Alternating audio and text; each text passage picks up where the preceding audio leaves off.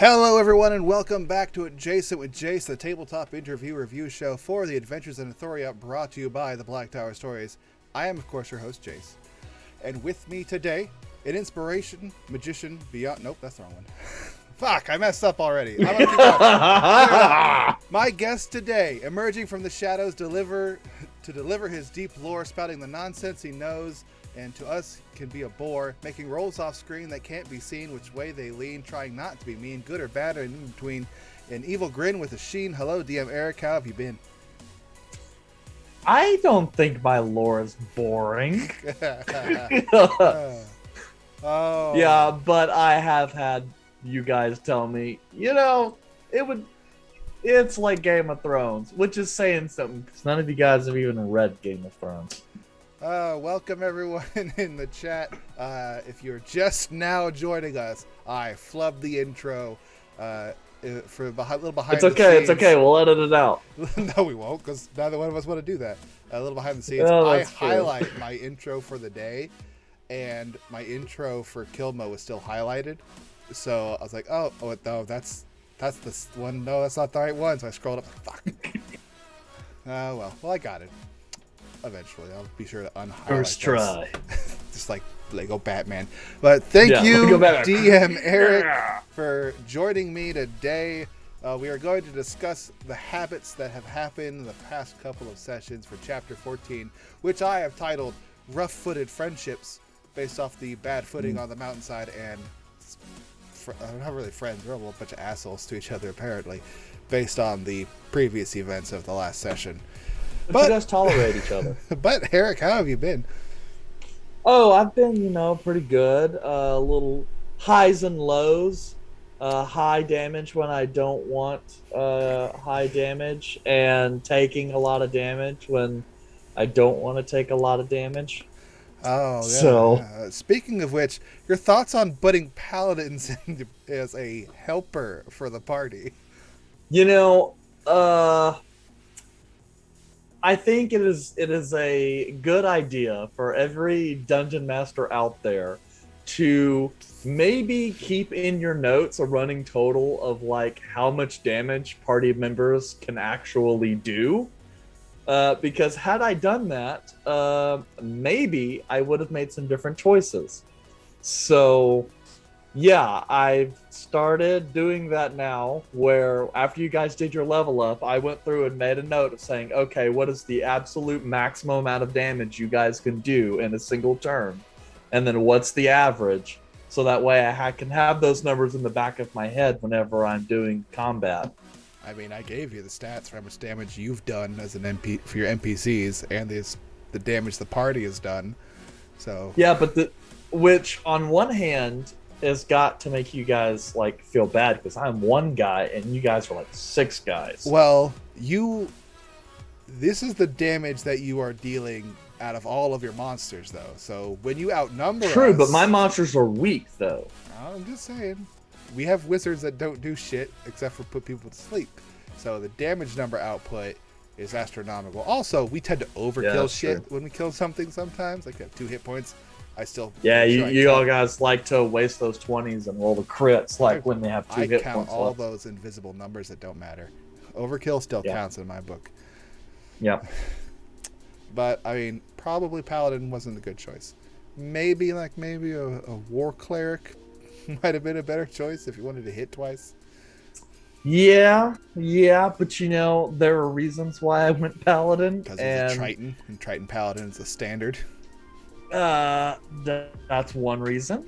And so it's like, oh, this will be fun. And it was. And I was like, I definitely want to have someone in the party who can pull their weight, and Paladin just seemed like a natural fit. Unfortunately, it was too natural of a fit, and it was a critical success.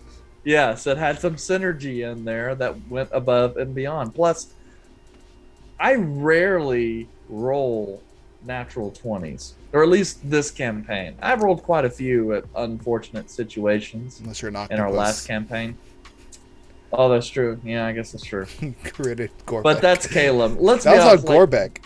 Gorbeck is at the top of the dead pool, but like Caleb is going to be the first one to die. I'm just gonna throw that out there. And correction for Momo in the chat. No, we were level 2 when we got hit with that lightning bolt. That's true. You guys leveled up to level 3. Yeah, after that. Yeah. So lightning.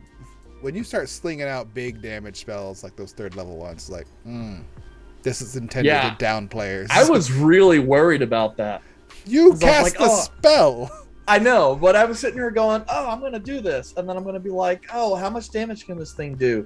Well, it could definitely be more than a Kalem's worth of damage. It could have killed Calem in one shot. I know. Very easily. I was trying to calculate, and I go, well... Technically speaking, if I roll really high, I could do 2 Kalem's worth of damage, which would end Calem. I think the average for a lightning bolt and fireball is what, like 28, and you rolled a 27 or 28. I rolled slightly above average. So that's what I said. I decided to risk it because I was like, what are the chances I roll really high on that? And plus, that doesn't count into the fact that he gets to make a save and all that other stuff. And I was like, and I'm sure, if they manage to meet up, because this was like early on because I did all of the prep work before you guys started, before you guys even entered there. So it was like, okay, well, who knows? I really hope they free Jaros, because if they don't, this final battle is going to be a lot harder. But, Sir, if you had rolled a 30, you would have killed Calem outright. No level 2 paladin's gonna save his ass. He's dead. Yeah. Which I think is probably why you've rolled to hit me and not Calem. Because you hit Gorbeck and Calem. Gorbeck and Izal instead of Calem, because you had the choice. You could see that. You could see you moving that line. You could see you moving that line. Yeah. I was moving that line. I was trying to figure it out. And honestly, that was a... Yeah, I would have wanted to hit all 3 of you, but the biggest deal was I knew that you were going to be a problem. And I'm a nice individual. And with the exception of Jaros, you only have one other person in the party that can heal, and that person happens to be Gorbeck. So it was like, I could do some good damage. I can get you guys low, and then you guys are gonna have to keep your distance. So the whole idea was to hit that big thing out of the gate. Then maybe I could have you guys keep your distance a little bit, and that could draw the fight out a little bit. But it did not work that way. Technically, Gander can heal people with cure wounds, which he used on me. Thank you, Gander. Yeah. Healed me? Technically, Gander. It's a touch spell. But since Beefo Gorbek But only here's the uses deal, healing like, where it's a touch spell. what's the likelihood that Gander's gonna run into a heavy contested combat area and heal someone? Gander healed me. I mean, yeah. My point is that hitting Caleb, you're gonna hit either me or Caleb. You chose to hit me, probably because of hit points. Because if you had hit Caleb and he failed, he most likely, if you rolled a little higher, would have died. No healing in this situation. He's just dead. Yeah, well, but yeah. So I wasn't actually thinking of it that much. It was like I was. okay. It's like that's a lie. But it was definitely where I wanted to. I know I wanted to hit you. That was first. I was happy. And then, I'm glad you hit me. I don't get hit enough. I'm like, man, all these hit points. yeah, and then I was them. like, okay, well, between Caleb or Gorbek, who do I think needs to get hit most the second time? And I was like, it's probably going to be Gorbek because he can heal. But because I wasn't worried about Caleb using Sleep Spell because obviously the Shallow Priest has way too much hit points for that. So unless someone doesn't know how to disengage and just spoilers. If you haven't seen it already, I think we clipped it. It's in one of our highlights. Yeah. Where it doesn't do a very good job of, like, if you know me and have played with me, then yes, like all of those emotions are plain on the face. Where it's just like a what okay. You look down and then you look up for a second, you're like, Yeah, it's like, oh, this kind of sucks. And I'm going through, and then someone was like, oh yeah, he's a paladin, right? And I was like, oh, but he, and in my mind, I'm like, oh, but he doesn't have, oh shit, he does have a spell. What is, oh shit. I was like, maximize the damage. I was like, and it's like, I didn't really think about it. And it's like, in that moment, it's like, yes, he would definitely smite. Yes, I do have a spell. Oh shit, we're using the critical house rule. Holy shit, I'm about to do a whole bunch of damage. And it was like, this just changed everything. Think your plans bye. Yeah, no plan survives contact with the enemy or the DM, apparently. The DM playing with himself. Apparently I screw up my own stuff. We have a question in for Eric. Well, there was a question before the stream, but I'm not asking that question. It's a stupid question. Okay. Question for Eric. How has it felt to fireball and lightning bolt your players before level 3? I will have a point for there. It was not a fireball that hit Gorbek. It was a glyph of warding, correct? Correct. Yes, so it's 5d8 damage. But, you know. Big damage on players, yes. Yes. Yeah, actually, so in that case, a glyph of warding is more dangerous than a fireball. Yeah. I know when I rolled out for Gorbek's thing, I was like, I'm about to fucking kill Gorbek. Because I, of course, knew they were glyphs of warding. And when he just decided he's going to break in, I was like, oh, you're going to what? Oh, shit.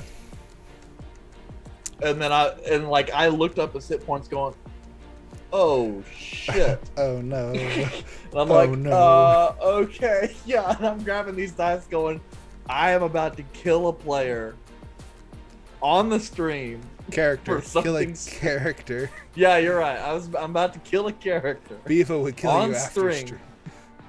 Yeah, and I'm just like, this is not gonna go well. And so I roll it all off, and it's just like, thankfully, I did not roll more than double his hit points, but I could have, like, very easily. 20. 5d8 maxes out at 40. Yeah, but I mean, but here's the truth though. If I could have, because then that's the other question. It's like there's an explosion, and if he has to start making death saves, like if I wanted to be an asshole about it, he could have bled out before anyone came to help him. And then it's like, no, it's a little early to just kill off a player this early, and I'm like, I don't know. Although tactical stupidity must be punished. Don't worry. Next time he's on, because I forgot last time, I'll have him roll those death saves.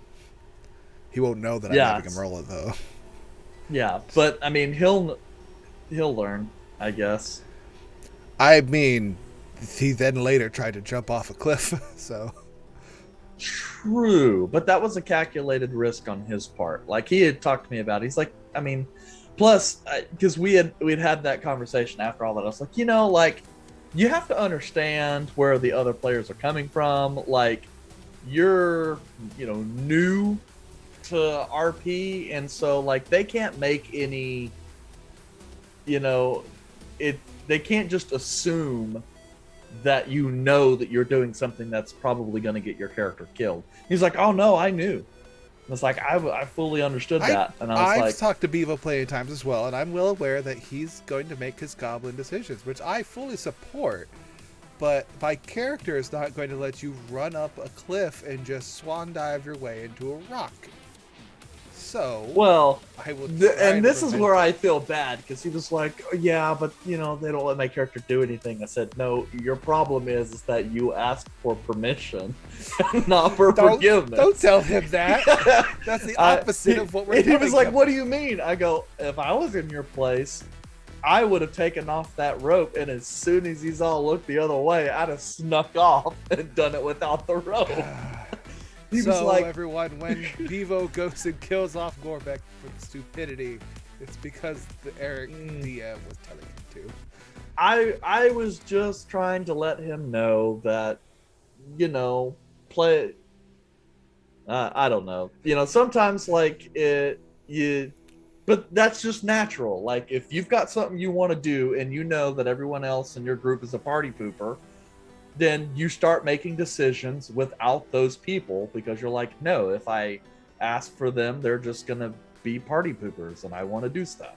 I'll let him do certain things. Like if he wants to go and make a fool of himself and stuff, that's fine. But the blatantly suicidal things that I had already tied a rope on to him beforehand, just in general for safekeeping, like I'm not going to let you do that because I know it's stupid. If you want to jump off something lower, it's not a risk of killing yourself. Sure, it's just if you want to make a fool of yourself, go ahead. You want to go insult someone and get stabbed by them, that's none of my concern.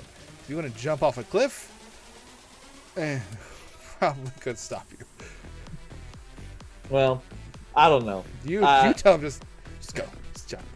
As a player, I'm like, hell yeah, do the stupid shit. Go jump off a cliff. I just reminded him that it's his character, and so ultimately, if that's what he, as the player, decides that his character wants to do, then he needs to understand that as long as he understands the risk and is accepting the risk, then he should feel free to act the way in which Gorbek would act, and provide an opportunity in game to have the players have an intervention for his daredevil ways if they feel that's necessary. He's been talked to quite a few times. I will interject now with a brief adjacent with Jace stat for us, for everyone. There were multiple natural 20s rolled on this previous one, but Eric, do you know who rolled the multiple natural 20s? I'm gonna say it was Ari. Arthur is correct. Technically rolling 3 natural 20s on 2 checks. One was on a survival check, and then they rolled a double natural 20 on a perception check to prevent Gorbek from giving him a mouth hug. Yeah. So that's, I know when you were talking multiples, I was like, Ari's the only one that I really know of off the top that got most of those. So there you go. He did pretty well tonight. Or that night. I've gone over the stats, and Arthur's a very, very accomplished person in the party. I mean, he's like top 2 overall. Which you would never know if you looked strictly at combat. Well, yeah, but you got to figure he's rolling 3 times compared to everyone else rolling twice. That's true. Once. That's a big deal at this point in the game. Your percentage-wise just jumps to the roof of how many of those can be crits, how many of those your modifiers getting added, all of them. So it really stacks up on that damage. Also, he's very fast. Yeah, he is very fast. Which I think is obviously something that can get him in trouble. Oh, are you suggesting that a monk just running off can get themselves in trouble? I mean, if they run off and get themselves into trouble and they happen to be far enough to where the party can't get to them to render aid in time, yes, it could definitely be a problem. Careful, everyone. A lot of shade being thrown over here. Well, don't worry, they don't watch the stream.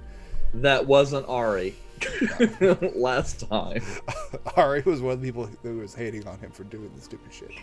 Yes. Okay, I have prepared a few questions for you as well.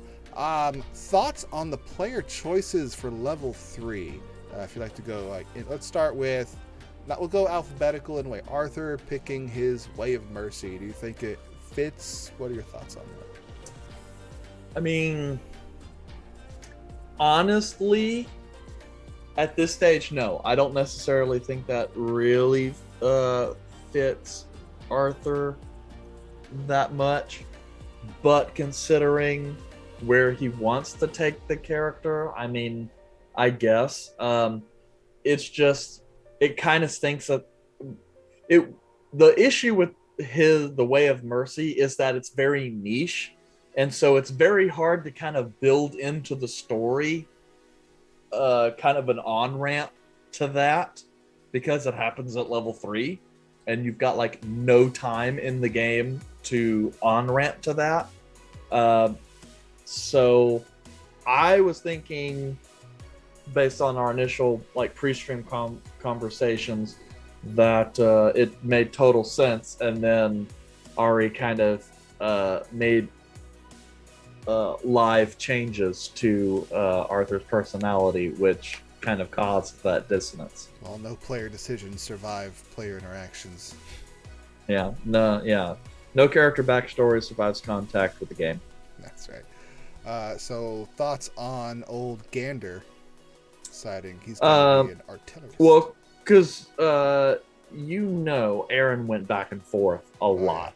Constantly. And like every time you toss a coin. Yeah, like one time you'd see him, he goes, "Oh yeah, I'm gonna go artillerist," and the next time he goes, "No, I think I'm gonna, go whichever one creates armorer." And it's like every time you talk to him, he was definitive that he had made his decision, and it changed right up until the point to where he put it on. I thought he was going armorer. I was like, I get it. I'm going artillerist. But he decided to go artillerist, and I think the truth is he decided that range combat was probably more his speed, which is fine. Is like I get it. So I think that does work for Gander. I think it works better for Gander than armorer did. Artillerist is pretty good support too. So. Yeah. So given Gander's disposition towards violence in combat, I think that is the best choice he could have made. I like his role playing for his hand cannon. That was pretty fun. Yeah. It shot the ceiling. Is that supposed to happen? It'll be fun until you guys get the bill for that. Yeah, skip down. I'll never see it. You'll never see us again. Fake names, everyone. Fake names. So Gander goes on into Gorbek. Mm-hmm. Gorbek picking something. We haven't really seen a lot from it.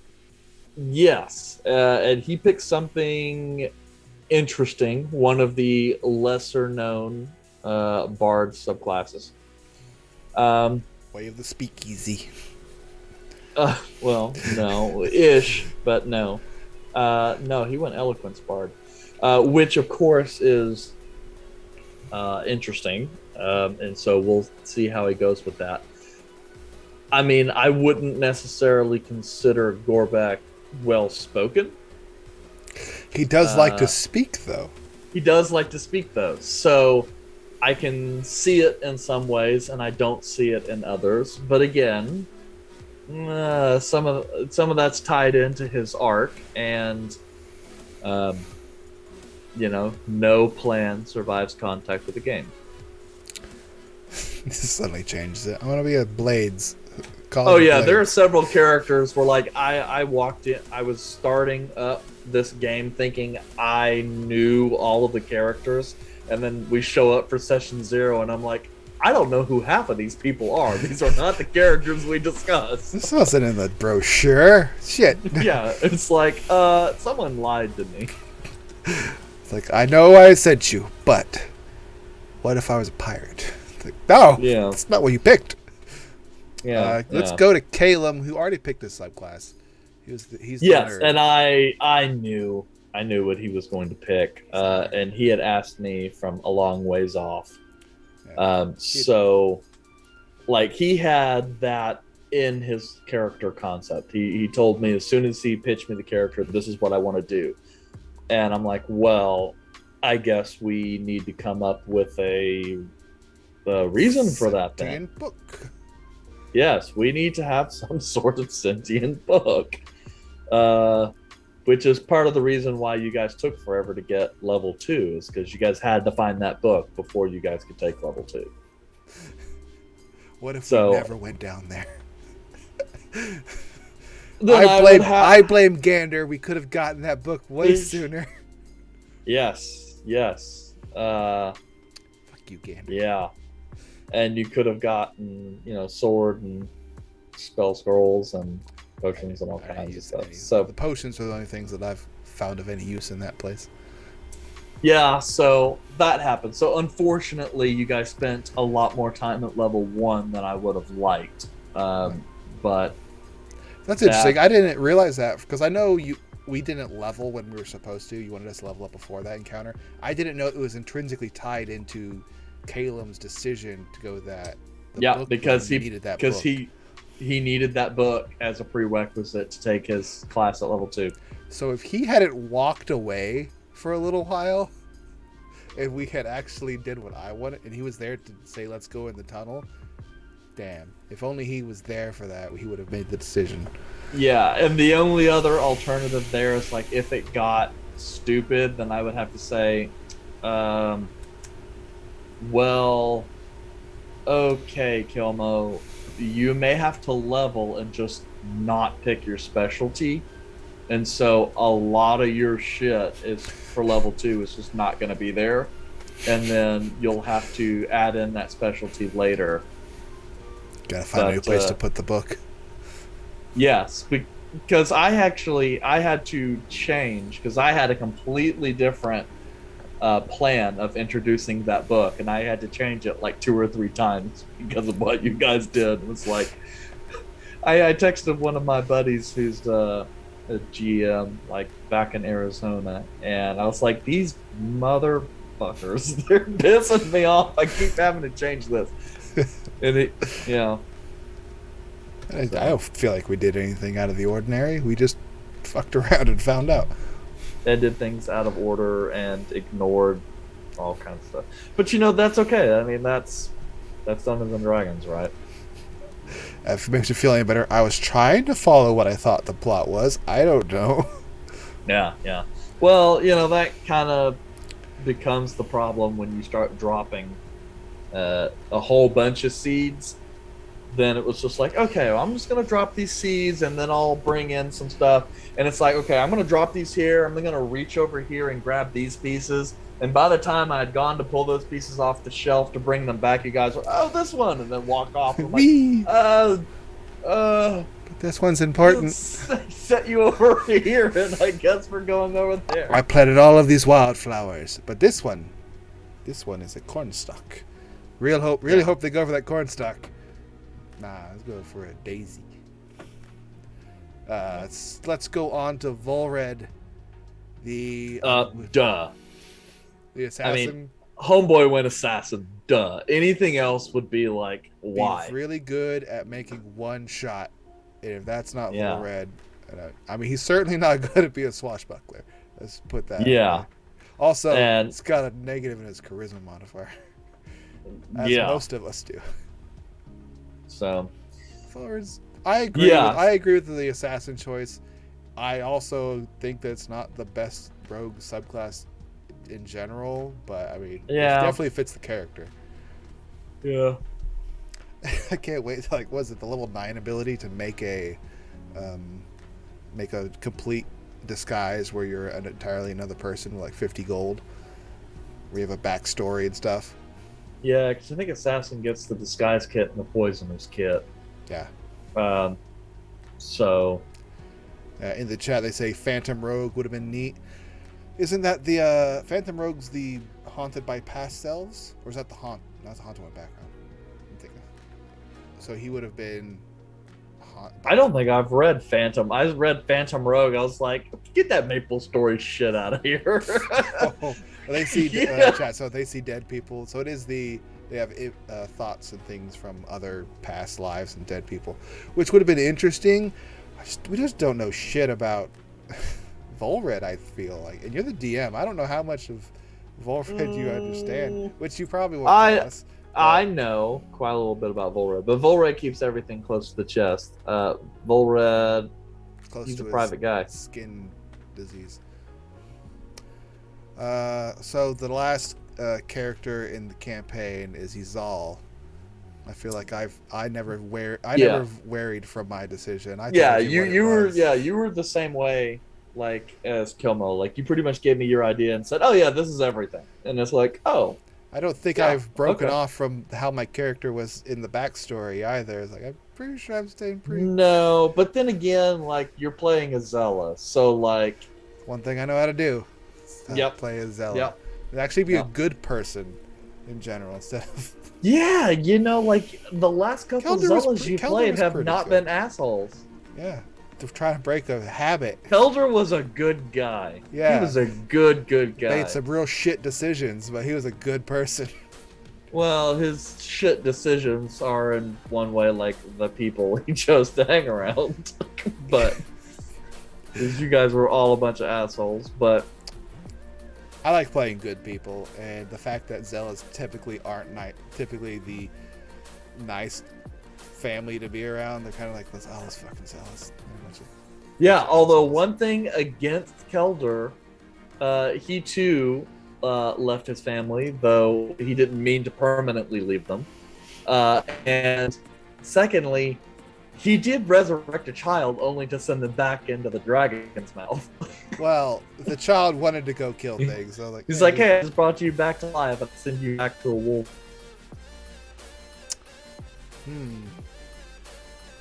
The internet was being funky there for a second. Yeah. So I'm hoping it stabilizes now. Don't know what that was about. Kelder was nice. I think Mizal's fine. She's going to try to do the Axel way, the proper way, and not be a complete shithead. Yeah, I wonder, is she going to be as sharp of wit as she is of blade, like her aunt? She's got some insults that she's pulled out there before. I mean, yeah, because I know her aunt was a big influence in her life, more than her fucking father was. That's for sure. Yeah, he was a workaholic. But yeah, I think he's all. That'll work itself out. I'm not too concerned about there. It's a fairly straightforward character. On to some questions from the chat. Question for the DM: why haven't you followed my stream? It is because of my Maple story. You don't have to ask this. No, it is not because of the Maple story. It's honestly, it's because you stream during the day while I'm at work. It's just a time thing. I think it's mainly stream in the evening like a normal person instead of during the middle of the day. Our Mo moderator just wants those follows. He does. He was because before the stream was going on and everything, it was a race to see who was going to hit affiliate first, and he was like, oh, I could beat you to affiliate, and I'm like, oh, okay, buddy. And how dare you put, you don't have to actually read this at the end of the question. I'm like Ron Burgundy. I read that shit live. I don't care what it is. If it's prefaced with the question 4, I'm going to probably read it. So on to the next question. Yeah. Question for Izal. How does it feel to be a zealot barbarian with no revivability of the party? Well, that's kind of a shit idea, but I figure, the dead body stays good for a while, so I could pop in another character. It's like, well, hopefully someone just... It's free revival. It is, and you guys have, made some friends with some temple peeps, so who knows, maybe in the future you die and your your friends, maybe they bring you to a temple and they're like, oh, hey, this is actually easy. I'll do this for free. No need to pay or to do a quest or anything. So, yeah, it may not help you guys immediately in game, but it is maybe something that will benefit the party at some point later on. I mean, I knew when I saw the party compositions, like, man, there's like one person in this entire party who could possibly get a resurrection spell, and I doubt they're going to pick it. But oh well, I want to be a zealot, so yeah, I like the idea that it's an easy respawn. You just gotta wait around long enough. In times of trouble, break glass and then cast like a revive, please. I'm just saying. Yeah. Let's go to another question from the chat. Question for both. What is your favorite vicious mockery insult? I got a whole bunch of them. I love these. I love vicious mockery. I played a swashbuckler rogue who would do vicious mockery, so I've got a list. Mine was, you're so ugly that the clerics try to turn you. That's one. Okay. It's one of my favorite ones. Oh look, both your weapons are tiny. Yeah, no, unfortunately, vicious mockery is not something that comes up in the game a whole lot. And Bevo still has some work he needs to do to get his up to par, so. I'd insult your parents, but you probably don't know who they are. Oh, wow. That's pretty good. Somewhere you're depriving a village of its idiot. I have. Yeah, see, those are pretty good. I have a giant list of things I prepared. And you're not the bard. That is a waste. And when Caleb said a joke, he did the Tasha's Hideous Laughter that had the joke in there. I made the joke without using a list, but I don't know. Yeah. Usually I don't require it. It's good to have a list. Just read through it, make yourself laugh. Yeah. On to another question, because we've covered all of the ones based off character level choices. Do you have a favorite monster you haven't had a chance to use yet? Because we've just leveled to level 3. And are you possibly excited being able to use one of them without worrying about TPKing the party in one go? Well, this campaign, and you probably would have noticed it from the last adventure, I've been trying to vary up the monsters that you guys fight a lot. So in the past, I think like last campaign, there were probably only like maybe a couple dozen different monsters that you guys fought throughout the whole of the campaign. And so this time I'm trying to be like, oh, well, now you guys are going to fight some goblins, but I'm wanting to take stuff from the whole goblin spectrum and, stuff that go with goblins. When you guys were underground, I was like, cool, I want sharks and octopi and Quibbler? Quippers? Nibblers? Quippers. Yes, those were actually in there, but you guys didn't go any of the places where those were. Yeah. And so the idea being is like adding a bunch of different stuff that you guys can fight, so that way you guys get a better variety. So I am looking forward to mixing. You know what I mean? Mixing up. Mismash. Yeah. Smorgasbord. To vary up the types of monsters I use to have some more fun in there. But do you have a favorite that you haven't had a chance to use yet in all these times you've run games? Perhaps a new one? One that I would love to use and just haven't had call to do so yet is a Beholder. That's classic Dungeons and Dragons. You've never used a Beholder? Nope. I had a zombie Beholder in one campaign a while back, but the players were way over leveled for that, so it was a difficult fight only because of tactical stupidity. I Um, can't believe you've never used a beholder. Although in my campaign, I used a zombie beholder as well, but I gave it its and empty I magic cones for the. threatened Dracolich a lot, and I've used the Dracolich only once in my 20 or 15, 16, 17, 18, almost 20 years of dungeon mastering. I've Man, used the Dracolich once. Uh, so there are a lot of classic monsters I would love to reintroduce. And then dragons are always fun. I find your lack of beholder disturbing. Yeah, well, don't worry. I'm definitely planning on including that at some point. Um, but I yeah, ran a one shot that was it had a beholder in it, but they didn't know there was a beholder. The owner of a shop was a beholder, and they needed help clearing out their underground basement, and so the party went through the slight dungeon. And as I pieced it together, if you looked at it from above, the entire dungeon was shaped like a beholder and its tentacles and stuff. oh, It was like, interesting. it was there. They never fought a beholder in it though. They wound up fighting a juggernaut, but I don't think I haven't used a straightforward beholder. I think they're neat. But yeah, I would not have guessed that you had not used a beholder. I know. I haven't against really. them. They're a real fucking bitch to fight against. Yeah, they are. And but I don't know. I hope to use one at some point in the game. Let's go on to some questions from the chat. It was mentioned in passing about burning down the forest. How would that have gone for the party? I don't think we could have. Burning down which forest? Pretty much every forest, I think we said we could burn it down. But I'm guessing the goblin one that we're just going into. I don't think we could have, for one, because how wet it was. That's true. That's true. So yeah, probably not well in that respect. But Just look at California. I mean, it doesn't go that's well. true. That's true. That's true. But I don't. But you never know. I mean, I guess that kind of depends on the plan.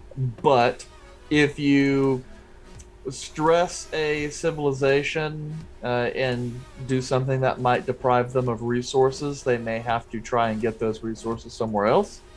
So you may at that point have just preempted a goblin attack, or you may end up causing a goblin attack.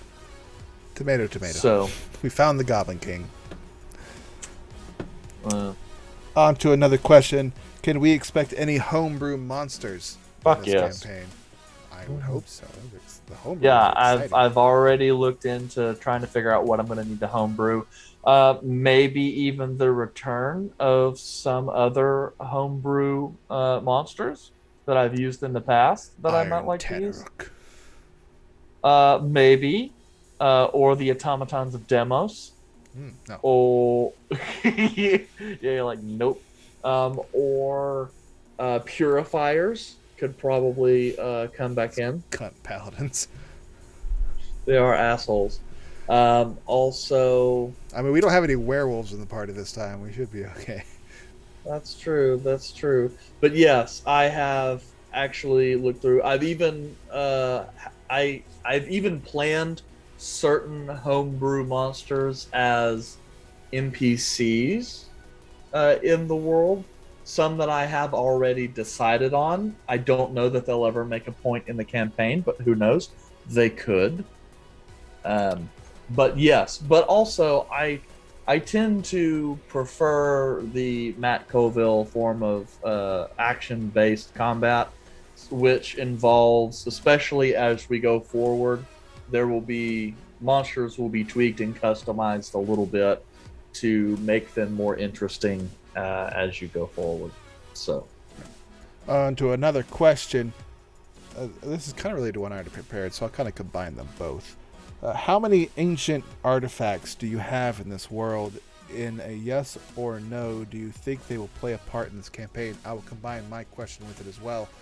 Are there powerful weapons / items that are homebrew in Bela Thor that we can expect to possibly interact with? Yes. Yay. Yeah, and you guys are in the magic, capital. There are some that are well known and have been around a really long time. There are some that are more recent. And depending on, I have some very interesting magical items that may make their way in later, depending on which story threads you guys bring in, as you guys are, delving ancient ruins and might could find some interesting things. 2 earthen gauntlets. But satchels, I mean orbs, I mean satchels.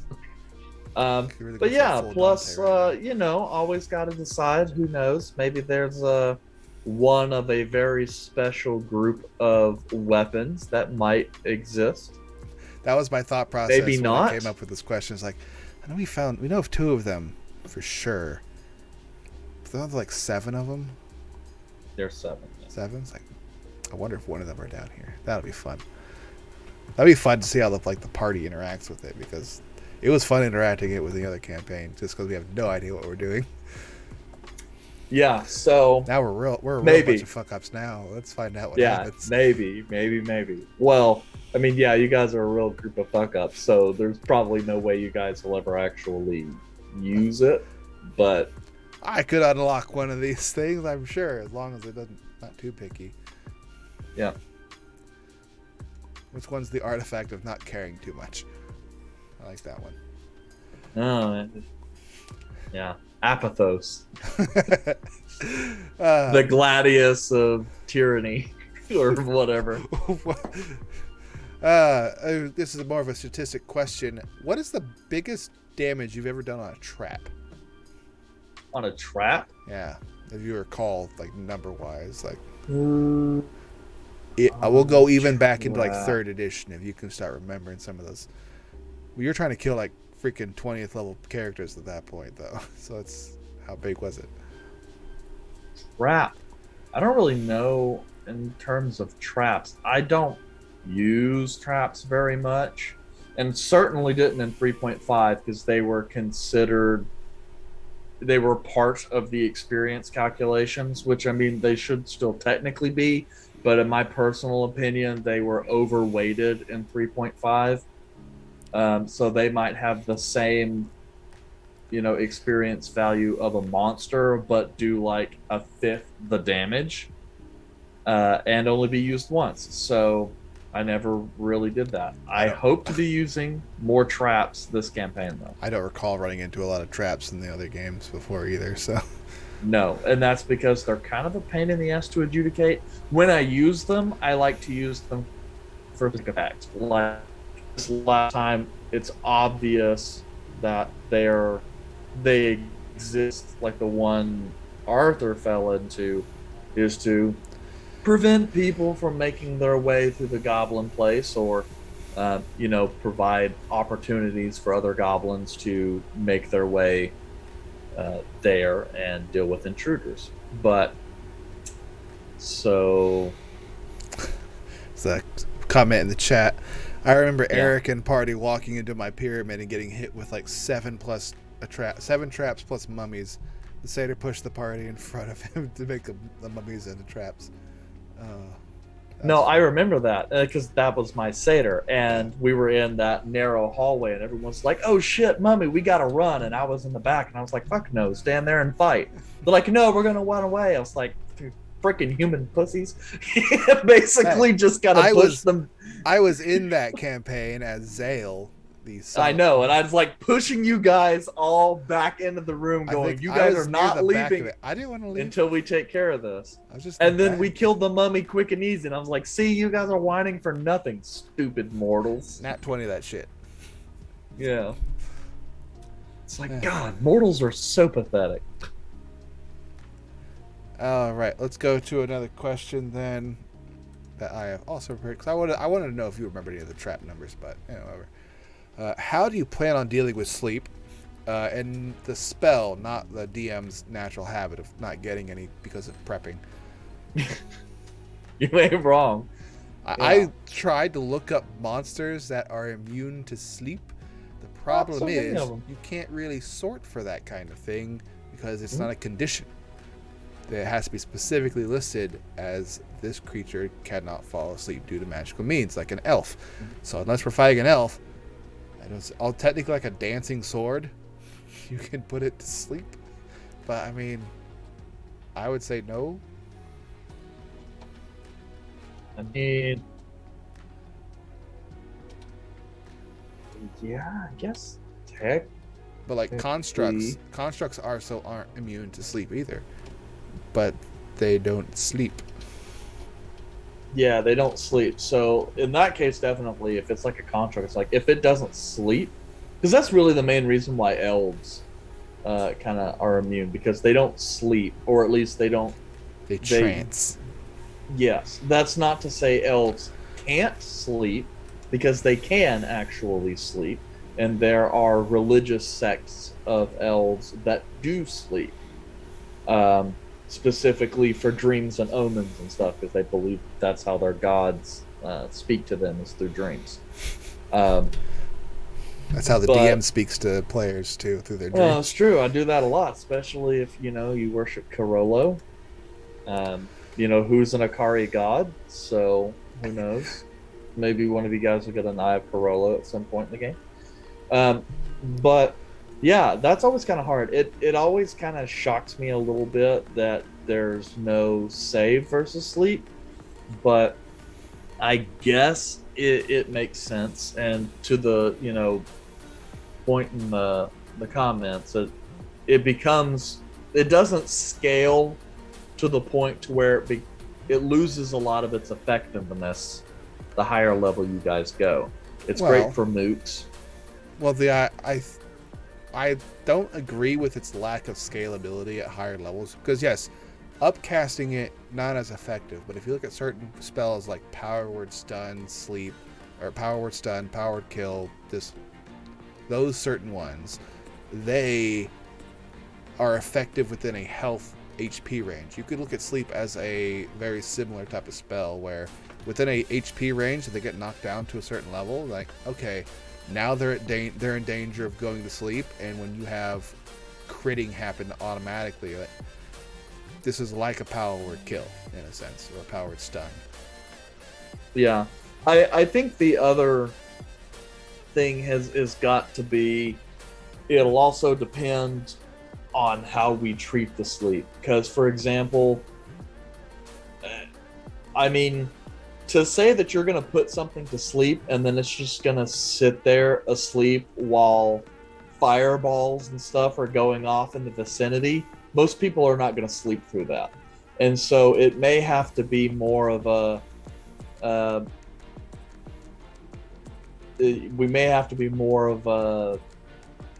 that to treat it like a normal sleep and not like a magical sleep that people are not waking up from, and be like, cool. But like anything else, if you make a lot of loud noises or stuff goes on, they can wake up. Right. Entirely up to you. I mean, I would also understand, like, they're in the middle of combat, they just kind of get zonked out, but like, yeah, because I know, an like, explosion right next to them would probably wake them up, but yeah, technically you're not hitting them, so. Because in previous editions, the only thing sleep really did, I mean, other than make you helpless, is you get like a -5 or -10 to your perception check when you're hearing stuff, and that's why, like, I generally just say, oh, if you're asleep, do you hear something? You just roll the perception at disadvantage, or you take the -5 to that passive perception, and in some cases, it's very easy for you to wake someone up, even using that. All right. There is a question. It says, it's getting close to the end of the night. Can you give me a D percentile roll, Eric? A D percentile roll. I don't know why, but we're going to give a D percentile roll.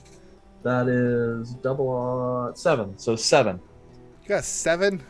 Bullshit. Yes. Well, whatever your divine intervention was passed, obviously. Let's go to another question, though. Do you have any insights or hints at what the party will be walking into in the near future that you're willing to give out?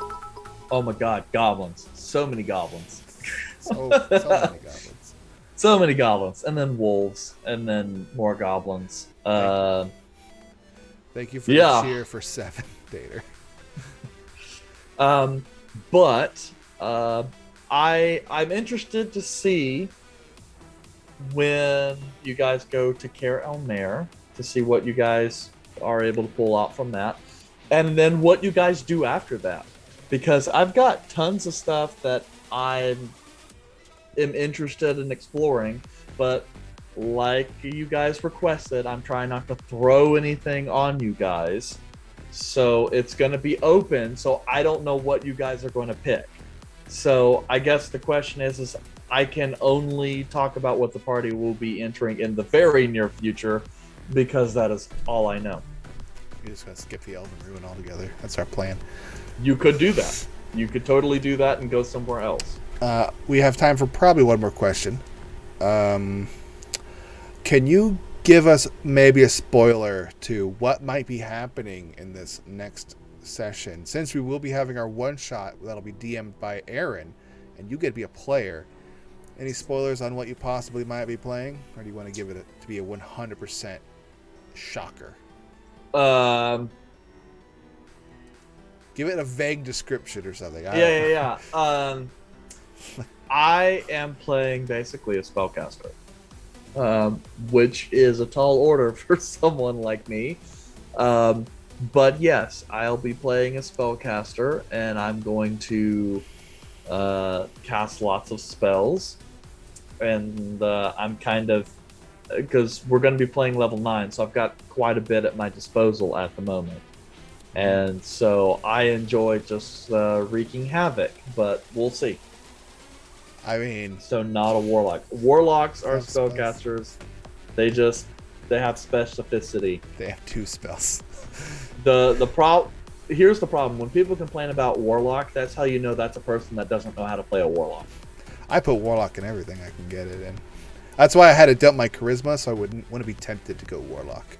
Because one of the real benefits of warlock is they don't have the range that other spellcasters do, but what they do specialize in, they do very efficiently. So They're specialists. They are super specialists, and so if you try and build a warlock to general, you get like a really shitty lawnmower that they say it can mow and mulch and all of that crap, and it's just not good. I mean, I love warlock. Warlocks are fun. Put that shit in everything, especially since if the DM ignores the charisma requirement, technically deals could be made. Yeah. Plus, the other thing to keep in mind is warlocks get their spells back on a short rest. Oh, yeah. And so if you're in a prolonged dungeon where short rests are the majority of what you're going to get, they really shine. Fighter warlock. That's the way you get action surge and spell slots back on the short rests. Yeah. So it's like a warrior warlock, so a warlock. It's called a hexblade. It's a warlock. Oh. Yeah. Like or good. Yeah. And then you go Eldritch Knight for fighter or something like that. Yeah. Who's saying how many levels of fighter you're gonna take anyway? That's true, but you don't have to take very many before you get a specialty. That's where you go into paladin next. My character also has a way with magic, but it's more of a nature way, and it involves bees. So that's a spoiler. Yeah. There's your spoiler for me. Yeah, this will be real. Which would make you think we're playing the same class, but no, we're not. My character's a real shit show. I was like, oh, this ought to be fun. It's gonna be really, really bad. We'll probably get a recording of me playing this character too. I did it in one shot. It was really stupid. It's a higher level now. Yeah. But Aaron will be DMing, and he will be. It's supposed to be kind of more of a spooky style House of Horror kind of thing. Don't know how it's gonna go. Never played a game with Aaron as a DM, so we're gonna find out. Well, I think no one has ever played a game with Aaron as a DM. He's never DM'd. He's never DM'd before, so I don't know how it's gonna go. That's ironic because I also played this character the first time Sean DM'd. It was not easy for him. Wait, no, were you talking about when we were at Ari's? What? Nope. That was like the second time he DM'd. So that wasn't his first time. No, he had DM'd one shot. Okay, because I was like, I don't recall that being what you played. No, I was playing another character in that one too. That's also a shit show. I was playing Asphodel. You tend to play just pompous shitheads, so I don't know. Asphodel was not pompous. He was ephemeral, and life was a mystery to him. Well, we are running out of time, so we'll end this with the final question that we always love to do. Although you are the DM, we do love your insight on it. Who is your vote for the Deadpool? First character to die. Caleb? Caleb. Fast. Yeah. I said at the beginning of the game, it's like, look, I know Gorbek tops the Deadpool, but it's going to be Caleb. Ooh, that's kind of ominous. Yeah. Here's the deal. Like, Caleb is just so squishy. You're not used to Kilmo being that easy to kill? No, I'm not, because he always plays tanks. He always plays characters with hit points. And it's kind of weird because here's the deal. Like, Kilmo is also a min-maxer. And he promised to not do min-maxing this game. And I think he's succeeding very well because he is not a glass cannon. He's just glass. There's no cannon. It's like glass that's been covered in soap. Like it's gonna break. It's like one of those. You pull out the glass cannon, you pull the trigger. It's just like confetti. Yeah. Party cannon. It's like, it's like, oh wow. Caleb is getting a lot of votes though. I don't know how it's gonna take for that gap to close, but yeah, I think it's like a race. Well, here's the deal. Like, Gorbek does stupid stuff. I mean, if Gorbek dies, he's gonna die outright doing something stupid. When Caleb dies, he's gonna kill himself. But Caleb, he's gonna like step on a freaking landmine or something and blow himself up, or he's gonna like fight that beholder and get hit by a death ray. He's like dust. Well, you have given your opinion on who you're going to kill first, and as long as no one steps on a landmine of death, we should be somewhat okay, I'm sure. Yeah, a glyph of warding. That would definitely kill Caleb. Yes, it would definitely kill Caleb. He's got almost Caleb's worth of hit points. But thank you, Eric, for coming on and talking a little bit. I didn't get to all my questions. We had a lot of good chatting going on. Yeah. But I look forward to the one shot with Aaron. We'll see how well that goes. It'll be a little bit different of a look. The intro will look the same, but the layout hopefully will look different, unless I forget to drop the ball. Probably. Oh, drop the ball. That's what I do best. They call me Butterhands McGee. To be fair, we kept saying that we were going to have a one shot, but it was never like set in stone until like not even a week ago, when it was just like Aaron, you have to make up your mind. Are you doing a one shot or not? It's less than 2 weeks away. And he's like, fine. It's like, okay, cool. Vague. This time. All right, fine. And it's like, all right, fine. So like literally we found out, like for anyone who knows, like on Tuesday, like last Tuesday when we made the announcement. Yes, we found out Tuesday before our stream, basically, that we did legitimately. Because at that point, it was like, okay, who am I doing a one shot? I mean, are we going to do something else? So skip it. Well, thank you for coming. Thank you, chat, for coming in and joining us. The VOD for this episode will be live on Saturday around 12 o'clock. The VOD from Tuesday is already live on YouTube. It went live at 12 o'clock today. Thank you again. If you haven't followed already, please follow. If you'd like to subscribe, go ahead. If you have a Twitch Prime, that's a free subscription once a month. Follow us on our Twitter, follow us on Facebook, follow us on our YouTube, and subscribe to there so you can always get those VODs once they go away on Twitch. We've got a few highlights from our channel that they're pretty funny, the stupidity that we managed to capture. Yeah, and feel free to make your own. That's right. And if we're not going to say no to highlights. Haven't already, please feel free to drop a comment in the comment section or drop a follow or share this video. It'll help us a lot. But until then, we will have our one-shot planned for next Tuesday. So, Eric, everyone in the chat, I will see you next Tuesday. Enjoy your evening and enjoy your weekend. Thank you. Woo! Good night, everyone. Walking hand in hand on the ocean floor, down deep we wonder. Louder we sing, no there is no cure in this together. I don't wanna tell you that it's not real. Nothing is a fairy tale. Everything about you is so unreal. It won't be pretty when it ends. Now how could I leave with your sweet love on me? Yeah, yeah. Something about you always makes it harder. When you got my lipstick on your white shirt collar.